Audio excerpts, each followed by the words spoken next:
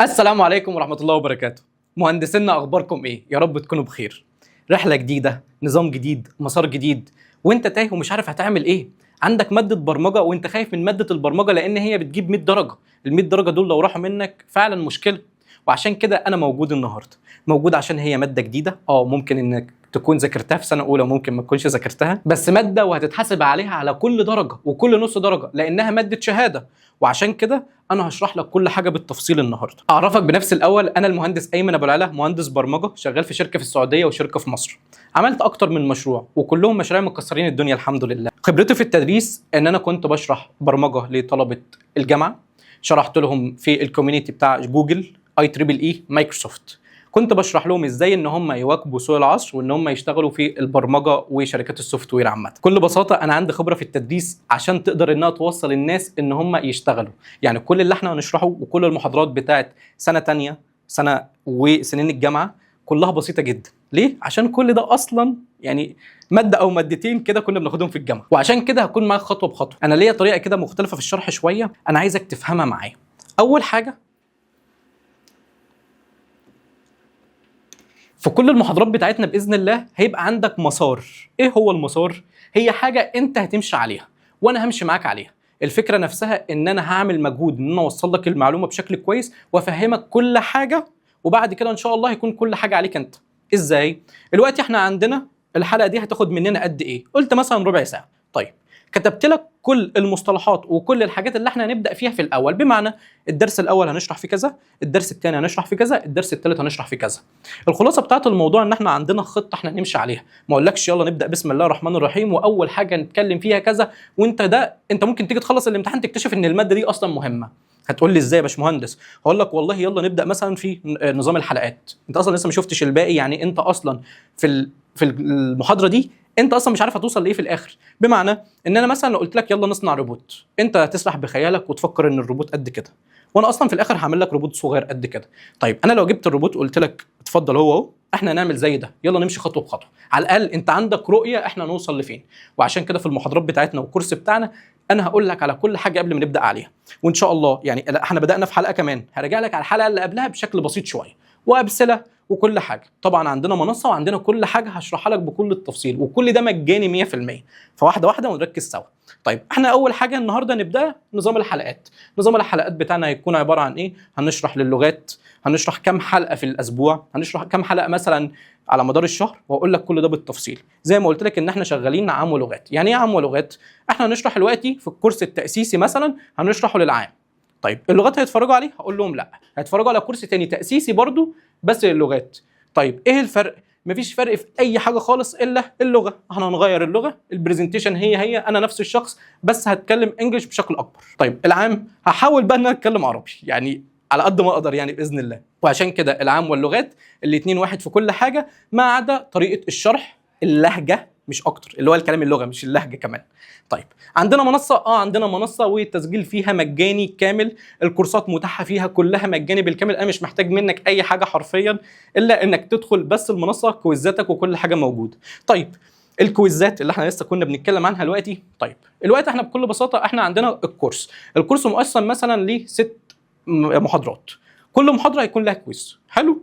الكويز ده انت ما تقدرش انك انت خلاص امتحنته والدرجات بتاعتك طلعت، انت وقتها ما ينفعش انك مثلا تقول لا انا عايز اعيده تاني، خلاص هي مره واحده وخلاص. الكويز هيكون عباره مثلا عن 15 سؤال على نفس المحاضره مثلا اللي احنا هنشرح عليها، وبعد كده انت هتمتحن كلها حرفيا MCQ، اللي هو انت بس بتحدد هو الصح او غلط، ولو غلط هيقول لك والله الغلط بتاعك كذا في الوقت لما تخلص خالص.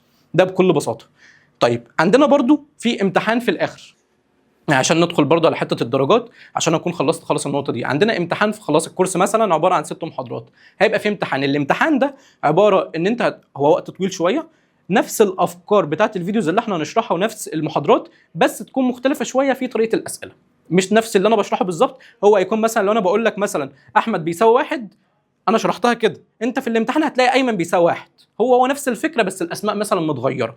طيب هتقول لي هستفاد ايه؟ هستفاد ان انت بتشغل دماغك معايا، تقدر انك تفكر، مش مجرد بس انك بتحفظ وخلاص، عشان احنا مش هنحفظ خالص. طيب الوقت هنعمل ايه بقى؟ في الامتحان الاخير ده انت عندك حاجه اسمها تحسين. شبه ما النظام بتاعنا الجميل قال لك والله لو انت جبت درجه مش احسن حاجه في الماده، وده طبعا مش هيحصل معايا خالص ان شاء الله عشان انت هتجيب ال 100 درجه، سي مثلا انت جبت 95% في الامتحان ده اللي عندي على المنصه في الكورس نفسه. طيب ايه اللي هيحصل؟ تقدر انك تعمل تحسين تاني بس باسئله مختلفه غير الاسئله اللي انت شفتها. فانا بحكي لك بالظبط اللي النظام معمول ليك، نظام البكالوريا. تمام، احنا كده خلصنا الجزئيه دي وان شاء الله احنا مش هنرجع لها تاني، ممكن نبقى نتكلم عنها بشكل سريع في الفيديوز الجايه يعني. وطبعا هشرح لك كل ده بالتفصيل وتدخل على المنصه ازاي وكل الكلام ده، كل حاجه موجوده على يوتيوب. فينا نقطه مهمه جدا ومحتاجين ان احنا نعرفها ونركز فيها جدا. انت عندك 100 درجه، تمام، 100 درجه للماده بتاعت البرمجه من 400 درجه في سنه ثانيه. طيب هل ينفع ان انا افرط في درجه؟ والله الاجابه لا، عشان اللي هيتشرح لك والمحتوى اللي هيظهر لك هيكون ممتاز جدا، هيخليك ان انت اصلا بس ال 100 درجه دول في جيبك وانت عارف هتعمل ايه وهتشتغل ازاي وتجيب فلوس اصلا ازاي وان شاء الله وانت في الجامعه. يعني بكل بساطه ان انا ما تفكرش بس في ال 100 درجه خالص، انا عايزك تفكر ان انت تستفاد من كل حاجه. عشان عايز اقول لك على حاجه صغيره، اي كلمه واي حرف هيتحط حرفيا ده انت هتذاكره في الكليه، هتاخده في الكليه لو انت دخلت هندسه او دخلت حاسبات ومعلومات او اتعلمت برمجه. يعني بس عايز اتعلم برمجه لوحدي، كل الكلام اللي انا هقوله ده اللي انت هتذاكره تاني. فليه ما ناخد الخطوه دي دلوقتي ونضمن ال 100 درجه في جيبنا ونركز اكتر ونفهم اكتر، لان اصلا احنا داخلين المجال ده عشان احنا بنحبه. مظبوط؟ طيب طبعا سنه ثالثه بكالوريا خلاص هي ال 200 درجه، ان شاء الله ما نعملش اي تحسين خالص ان يودينا لسنه ثالثه، يبقى احنا عندنا سنه ثانيه مكثفه. انا عايزك تركز فيها اكتر، يعني تفضي دماغك عن اي حاجه وتركز في كل المواد بتاعتك. الماده بتاعتي ان شاء الله انا ضامن باذن الله ان احنا كلنا هنقفل ال 100 درجه بتاعتنا، تمام؟ فدي احنا مش عايزين نلف فيها كتير. طيب زي ما انا قلت العام واللغات، وخلاص السلايد ده اصلا مش هنحرقها كتير، بس بكل بساطه ان انا هشرح هو اللي هيتشرح في العام هو اللي هيتشرح في اللغات، بس الفكره نفسها في اللغه مش اكتر. وعلى فكره الاثنين بينزلوا في المنصه في نفس الاسبوع، ممكن مثلا لو هننزل يوم السبت حلقه للعام، تاني يوم على طول لغات، وممكن الاثنين في نفس الوقت. ده هنظبطها كلنا باذن الله وما يكونش فيها اي مشاكل خالص. اولا احنا هيكون عندنا حلقه او حلقتين في الاسبوع، هتفرق فيها يا باشمهندس ليه حلقتين؟ طب ما كفايه حلقه. طيب في اوقات كتيره المحاضره بتاعتنا هتكون دسمه، هيكون فيها كلام كتير جدا، فاحنا مش هنخليها محاضره، لازم تتقسم لمحاضرتين. ليه؟ لان انا مش عايزك تحفظ اي حاجه. لو انا عملت لك مثلا المحاضره ساعتين، ساعتين ونص، ثلاثه، انا هعمل لك كل ده في محاضره واحده، فحرفيا انت هتفوت ربع المحاضره او النص الاول من المحاضره انت نسيته والنص الثاني انت ركزت فيه مثلا. فانا مش عايز كده خالص، انا عايز المحاضره اللي انت تطلع منها تروح مثلا تحل كويز، مش عايز منك اي حاجه ثانيه خالص. وعشان كده انا ممكن اقسم لك المحاضره لمحاضرتين في الاسبوع، ده طبعا للعام واللغات. الفكره نفسها ان انا مش هقعد احدد ده عام ولا ده لغات، لا خالص، هو اللي انا هقوله العام هو اللغات. يعني لو انت طالب لغات هو نفس العام بالظبط، انا مش هغير اي حاجه خالص. طيب عندنا الملف ده البي دي اف ده والله انت هتكون محتاجه، فانا هسيبه لك في المنصه، وهسيب لك فيديوهات 3 دي تشرح لك مثلا لو احنا نتكلم عن الكمبيوتر، عايز او اوريك مكونات الكمبيوتر انت ممكن ما تكونش شفتها قبل كده، وطبعا في حاجات تانية كتير انت اصلا ما شفتهاش.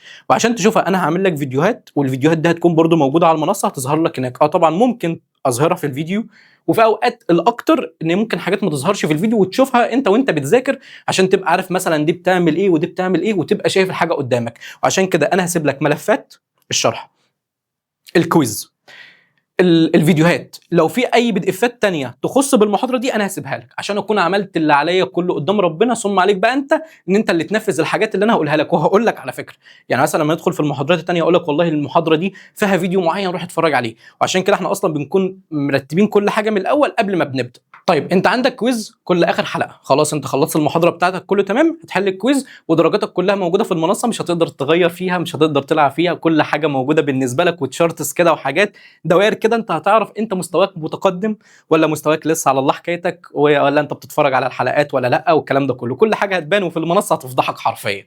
فيعني ركز، حل الكويز بتمعن، ما تشربش بقى كوبايه الشاي وانت بتتفرج على المحاضرات وفي الاخر تيجي تلاقي الكويز بتاعك مثلا جايب 5. انت دلوقتي لو جبت مثلا 5 من 15، طيب هل انت فاشل؟ الاجابه لا خالص.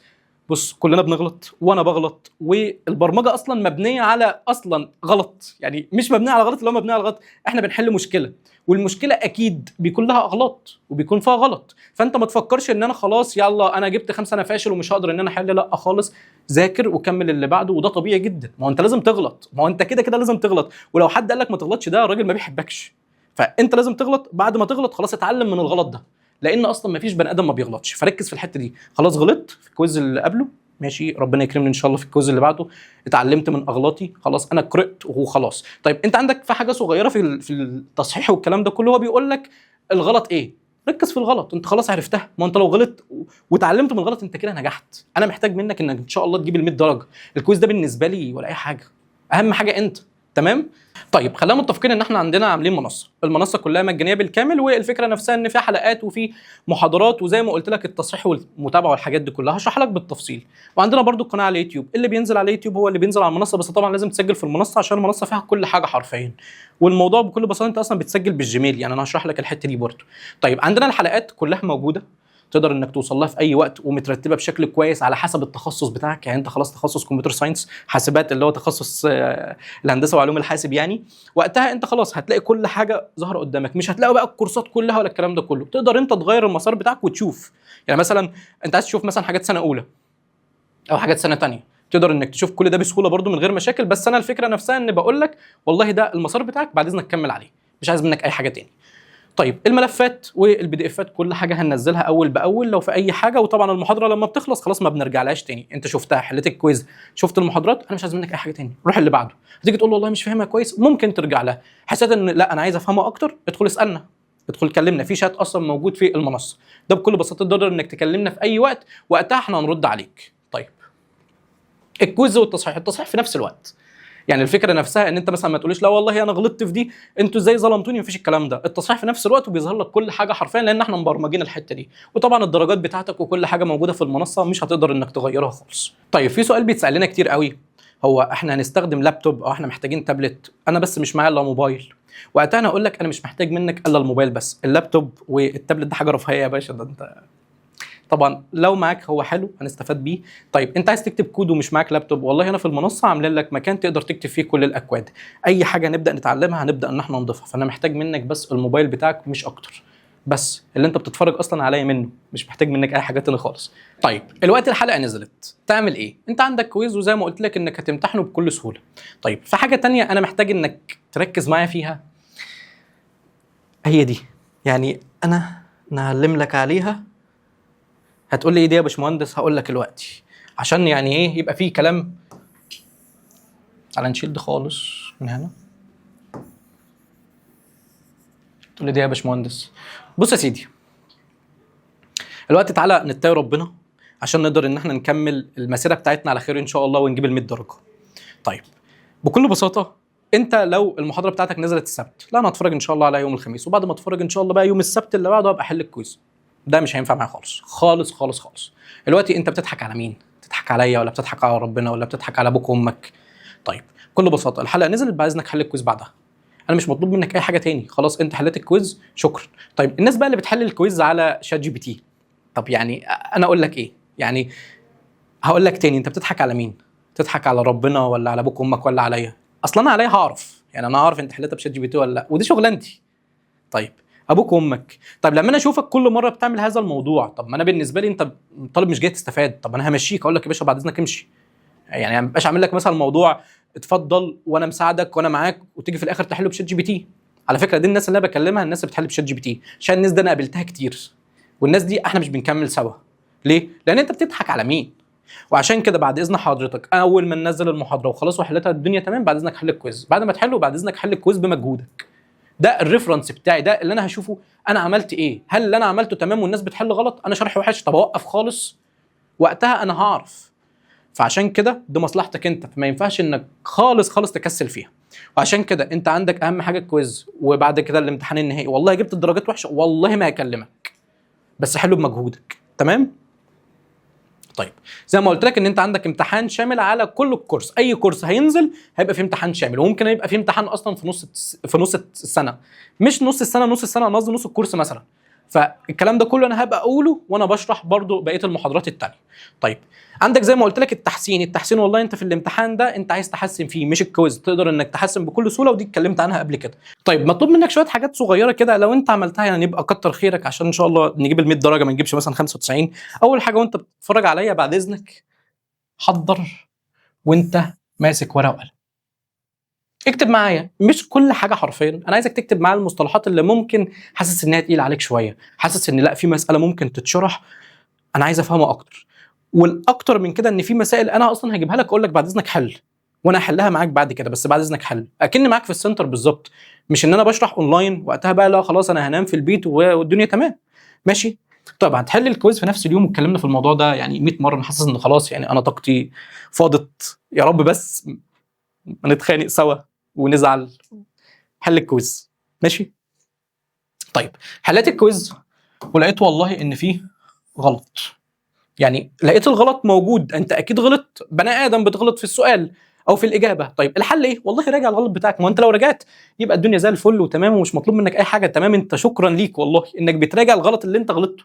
تمام. طيب عندك والله سؤال مش فاهمه، واعتقد ان ده مش هيحصل ان شاء الله، بس افرضنا قول نسبه مثلا 2% 3%، يا باشا براحتك يا باشا، الدفعه كلها تبقى حاسه انها غلطانه وتعالى كلمني وانا هرد عليك. الشباب هيردوا عليك، اسال في المنصه، كلمنا، ما تتكسفش، انت جاي تتعلم. ما هو لو انت سالت سؤال وسؤال سوري يعني غبي، انا هرد عليك واقول لك والله الصح كذا. ليه؟ ما هو انت بتتعلم. يعني ايه بتتعلم؟ يعني ما تتكسفش من اي حاجه، معايا او مع غيري. والله انت جاي تسال سؤال وما تخليش مثلا مدرس يحرجك، الموضوع مش مستاهل. انا رفعت ايدي، بعد اذنك يا مستر، بعد اذنك يا باشمهندس، انا محتاج اعرف واحد اتنين تلاته. هو واجبه ان هو يقول لك. تمام. وانت واجبك برضو انك تساله. ما ينفعش لا انا مكسوف، انا عندي رهاب اجتماعي، مش هينفع خالص. ماشي. طيب في حاجه صغيره ودي برضو اتكلمت عنها. انا بالنسبه لي ان انت تذاكر نص ساعه كل يوم احسن ما تيجي تذاكر مثلا 10 ساعات اخر الاسبوع. البرمجه محتاج استمراريه، بس استمريت واتجدعنت كده ان شاء الله وربنا يكرمك يبقى كويس قوي. ما تجيش تراكم المنهج. البرمجه مش كده خالص، يبقى انت سوحت نفسك وما كنتش اصلا تدخل المجال ده خالص.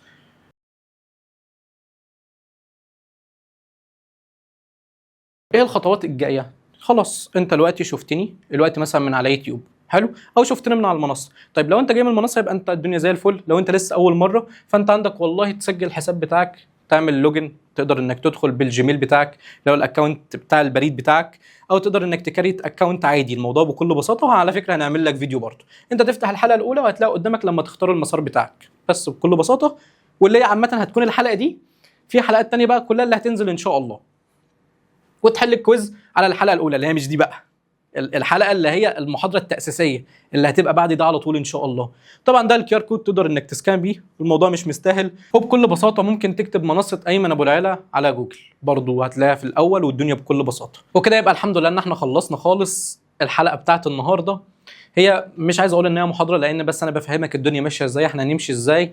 وان شاء الله من المحاضره الجايه هنبدا بقى نتكلم عن اساسيات البرمجه واساسيات الكمبيوتر، الاساسيات، وهنبدا بقى معاك من تحت الصفر حرفيا لغايه ما ان شاء الله تقفل ال 100 درجه. واستناني الفيديو الجاي.